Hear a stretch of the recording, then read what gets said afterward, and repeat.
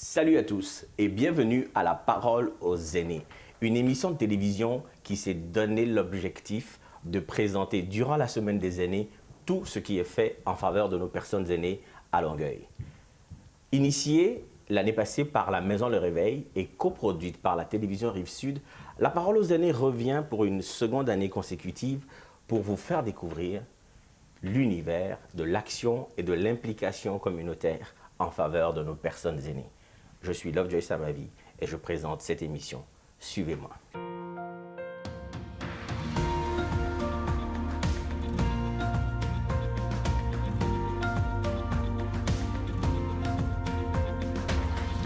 Il y a un an, justement, nous avons lancé ce projet d'émission La Parole aux aînés.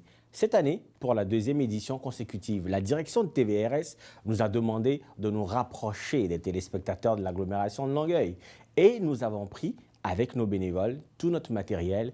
Nous sommes allés rencontrer les acteurs des organismes communautaires sur le terrain. Nous avons fait de belles entrevues.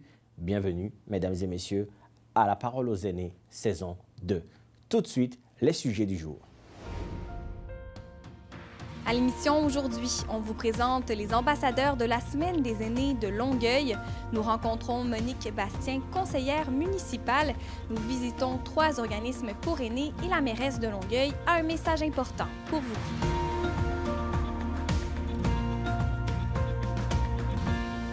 Du 13 au 19 mai 2019, Longueuil célèbre la Semaine des aînés. Comme à l'accoutumée, la ville sélectionne des ambassadeurs parmi les aînés. Ils seront pendant une année entière les visages des personnes aînées de Longueuil. Qui sont-ils? On les découvre. Je me nomme Jean-Louis Noreau. J'ai pris ma retraite et j'ai décidé de m'impliquer pour prendre soin de moi. En fait, j'ai assisté à ma retraite à une présentation de Centraide qui parlait de l'isolement des personnes âgées, des aînés. C'est quelque chose qui m'a vraiment touché. Et je me suis rendu compte en m'impliquant socialement dans les clubs de retraités, dans les activités sociales, que c'était un réel problème. Et j'ai décidé de m'impliquer pour ça. Bonjour, je m'appelle Cécile Tremblay. Je suis à la retraite depuis 4 ans et demi environ. Et depuis ce temps-là, et même avant, je faisais d'ornithologie, c'est-à-dire l'observation d'oiseaux.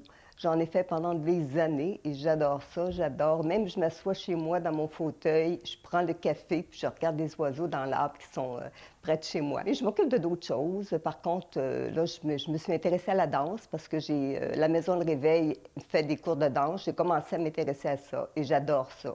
J'ai accepté d'être ambassadrice parce que je pense que les gens, les aînés, entre autres, ont besoin de connaître les activités qu'on fait pour eux.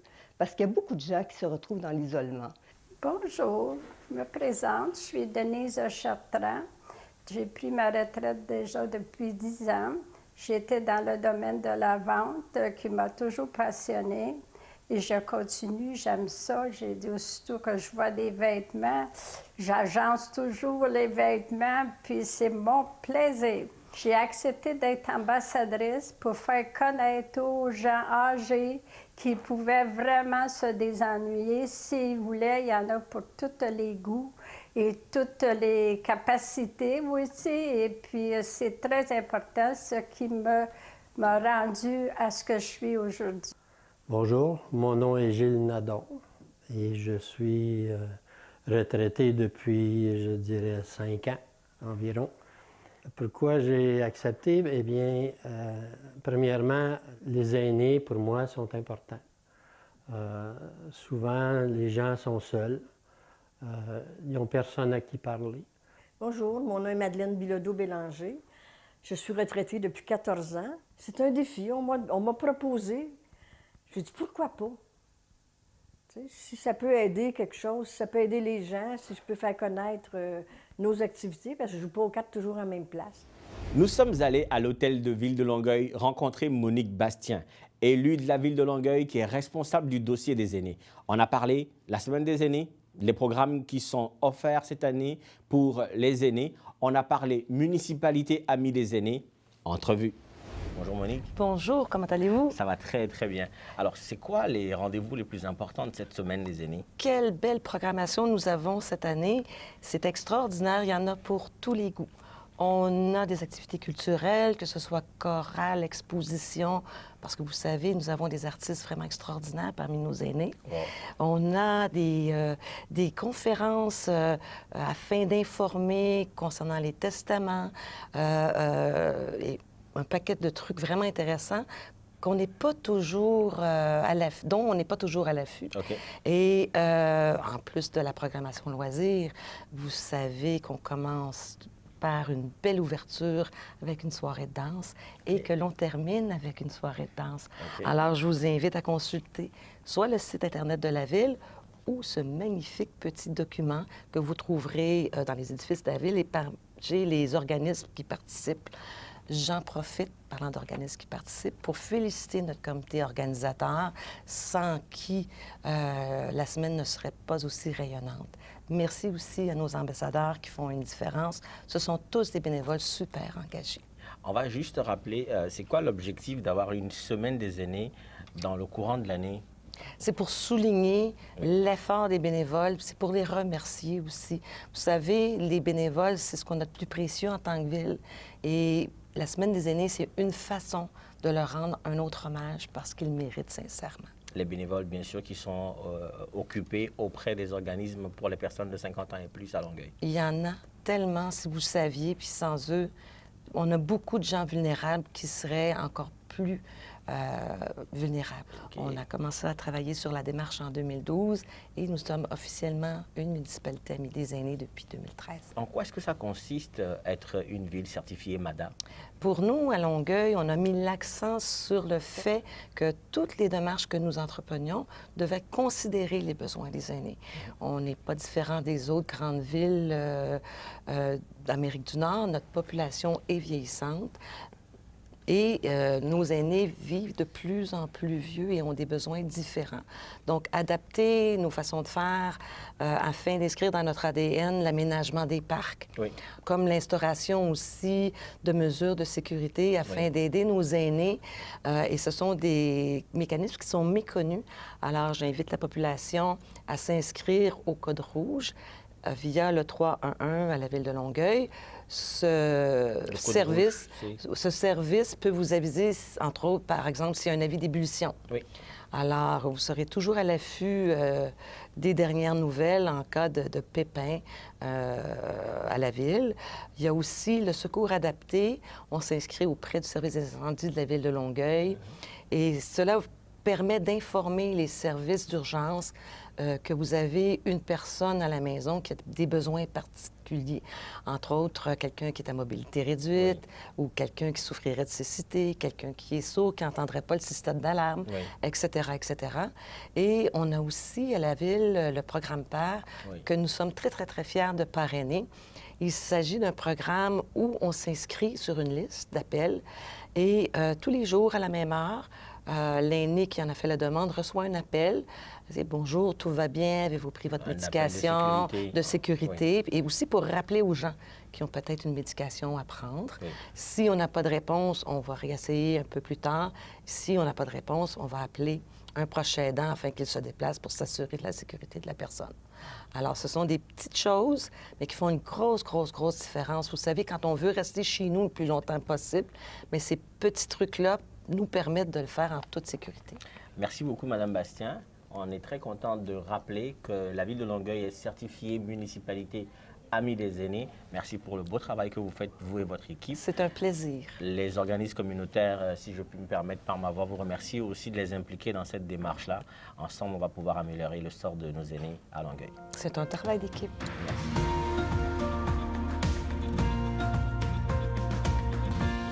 La question des aînés, c'est aussi au cœur de l'activité de plusieurs organismes communautaires dans notre ville. Ce sont la Maison Le Réveil, le Centre communautaire des aînés de Longueuil et le Trait d'Union et bien d'autres encore. Mais cette année, pour cette deuxième édition, nous avons rencontré ces trois organismes. Regardez.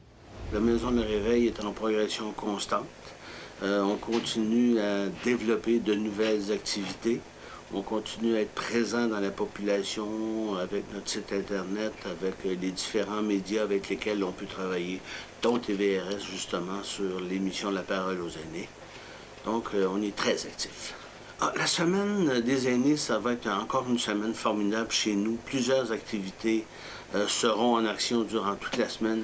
On initie un vernissage avec nos artistes de la Maison Le Réveil. On va faire ce vernissage au Café Crème sur Roland-Terrien, au coin de Gentilly.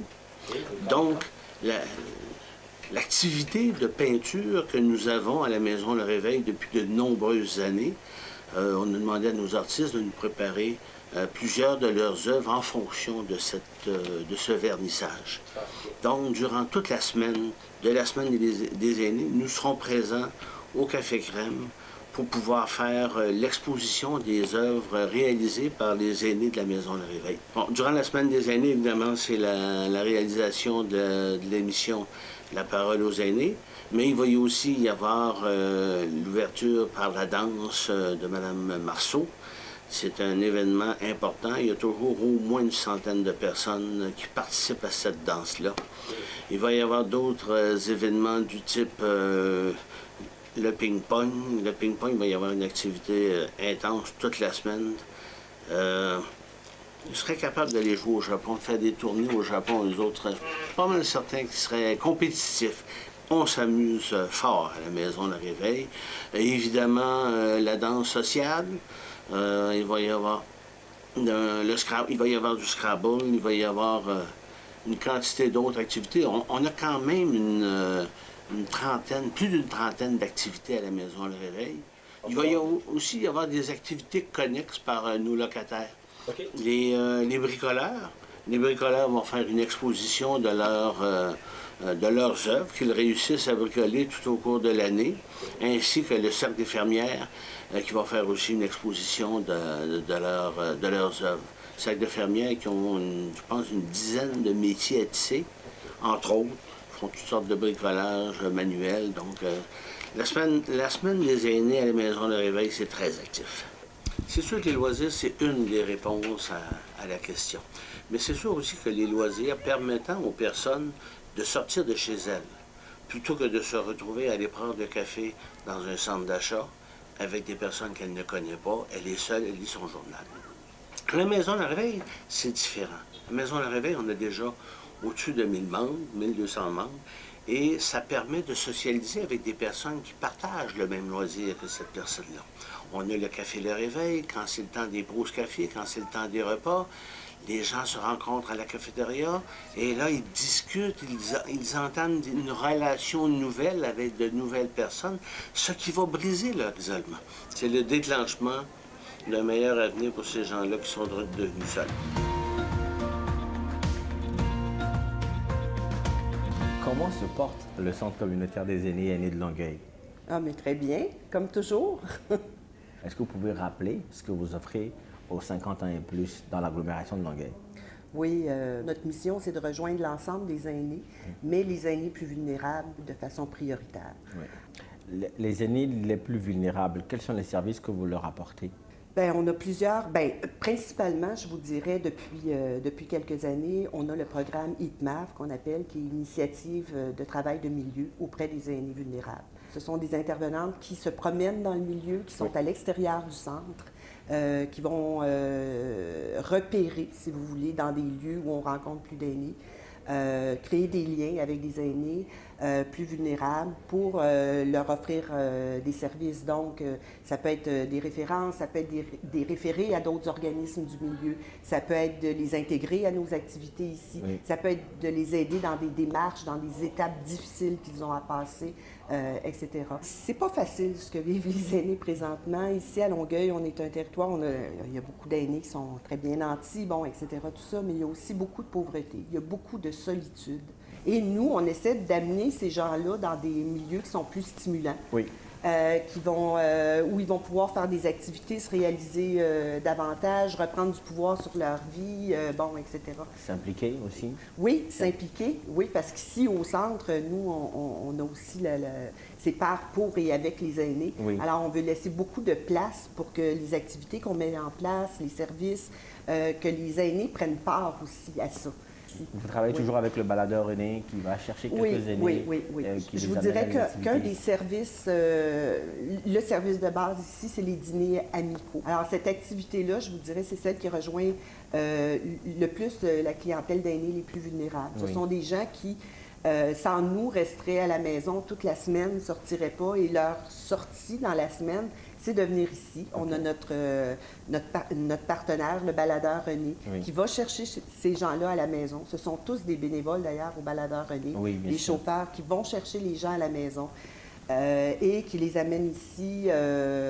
Et ces gens-là viennent prendre un repas ensemble. Après ça, ils font une activité. Ils passent une bonne partie de la journée avec nous. Nous sommes au Trait d'Union, un centre communautaire qui est très connu dans l'agglomération de Longueuil. Se retrouvent ici chaque semaine des citoyens de tous âges, des aînés bien entendu, des personnes adultes et des enfants pour des activités de loisirs, des activités sportives ou culturelles. Le Trait d'Union se veut être un centre multigénérationnel qui a à cœur l'épanouissement de chaque citoyen. Petite visite guidée avec le directeur Luc Gouin. Bonjour Luc, on a décidé de venir visiter le Trait d'Union cette année pour la deuxième édition de notre émission La Parole aux aînés. On sait que vous êtes très connu dans l'agglomération de Longueuil. Vous êtes un organisme qui a pignon sur rue, mais on s'est dit on va venir ici faire une petite visite guidée pour nos téléspectateurs et leur expliquer pourquoi le Trait d'Union est si important, ce que vous faites et depuis combien de temps. Bien, c'est une bonne idée. Puis merci de venir nous visiter. On est honorés. Le Trait d'Union, ici où on est, ça a 35 ans cette année. Okay. Alors, c'est un projet qui est né de la communauté, en fait, parce que les familles qui venaient s'installer, c'était un nouveau développement. Et leur souhait, c'est d'avoir une école de quartier. Okay. Finalement, le projet a échoué et c'est devenu un centre communautaire de loisirs pour les familles. Okay. Alors, donc, depuis 35 ans, bien, c'est des activités, c'est ouvert 7 jours semaine. Il y a des activités la semaine de 8 h à 9 h le soir. Okay. Donc, la semaine, c'est évident que c'est plus des aînés qui nous visitent le jour. Le soir, c'est mix, adultes, aînés. Et la fin de semaine, c'est plus les jeunes le samedi matin. Et on laisse toujours des plages horaires pour la location, pour que les citoyens puissent avoir une salle à leur disposition. À proximité. Pour faire des activités. Vous êtes un organisme multigénérationnel, c'est ce que j'ai lu dans vos documents. Multigénérationnel, et comme tu viens de l'expliquer, tous les âges se retrouvent ici, mais particulièrement pour la semaine des aînés. Et pour les aînés, nous, on veut renseigner sur ce que les aînés peuvent trouver comme ressources. Qu'est-ce que vous faites particulièrement pour les aînés, à 50 ans et plus? Disons que c'est un centre de loisirs ici. Ce qui fait que les services qu'on rend, c'est des activités de loisirs. La semaine, disons que la grande salle sert, c'est une salle multifonctionnelle, en fait. Il y a beaucoup d'activités physiques. Langue et informatique, c'est très populaire aussi auprès des aînés. Puis il y a les vieux branchés aussi qui hébergent ici depuis 20 ans. Les vieux branchés? Les vieux branchés. Alors, à chaque mercredi midi, il y a une centaine d'aînés qui viennent échanger sur l'informatique. Ah, OK. Donc, ils sont avec nous depuis toujours, en fait. Puis, donc, cours d'art, cours de culture. L'espace culturel est important ici, donc beaucoup de cours d'art, peinture, théâtre. Là, ça, c'est l'administration un peu? Vous avez des employés qui travaillent... Oui, alors au Trait d'Union, on est 10 employés permanents.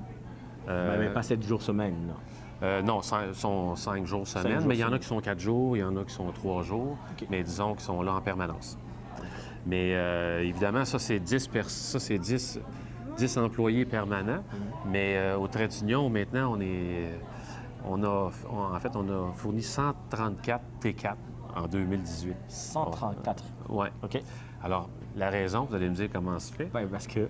Évidemment, il y a des professeurs, il y a des animateurs aussi. Okay. Mais le Trait d'Union, depuis quelques années, en fait, pour se financer, pour améliorer nos moyens, pour offrir toujours mieux aux citoyens en gardant l'accessibilité.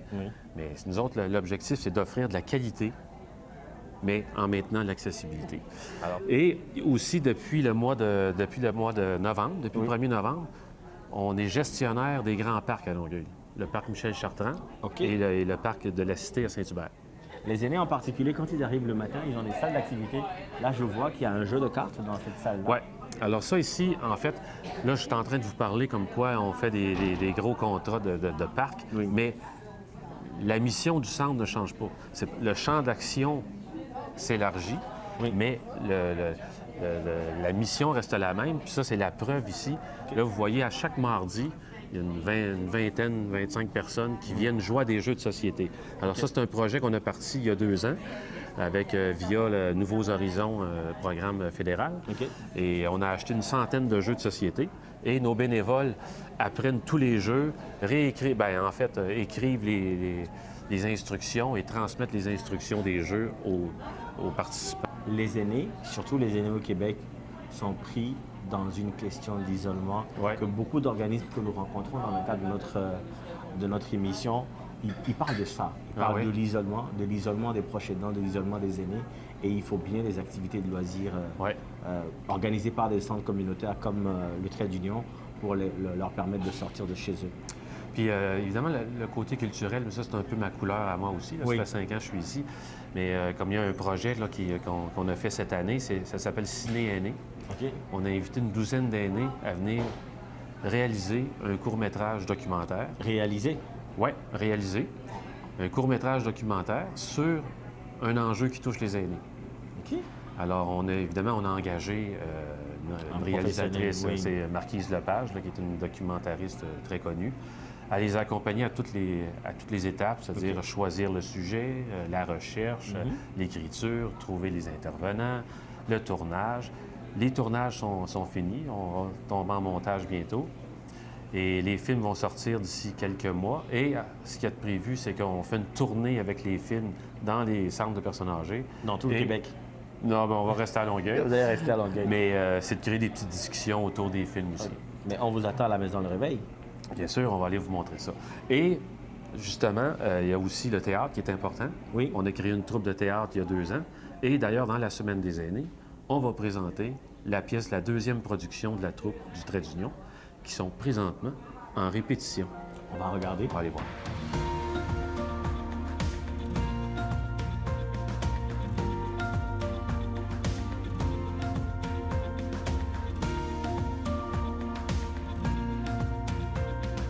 Vous êtes doté d'une structure qui vous permet de fournir un service de qualité pour vos usagers et on trouve ça bien correct. Félicitations beaucoup. Ça me fait plaisir. Merci d'être venu. Félicitations à vous.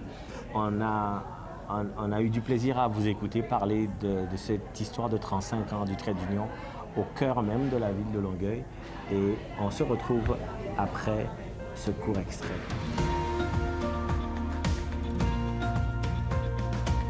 Bonjour tout le monde. Il me fait plaisir aujourd'hui de lancer officiellement la Semaine des aînés, les activités du 13 au 19 mai. Vous savez, dans Longueuil, c'est près de 60 activités gratuites et diversifiées sur l'ensemble du territoire.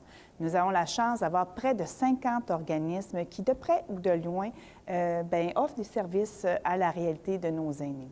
Donc, j'invite tout le monde à participer en grand nombre et permettez-moi, bien sûr, de remercier le comité organisateur ainsi que les ambassadeurs qui ont permis toute cette belle programmation. Donc, parlez-en à vos voisins, à vos parents, pour que le plus de gens possible bénéficient de cette belle programmation. Bonne semaine des aînés à tous et à très bientôt.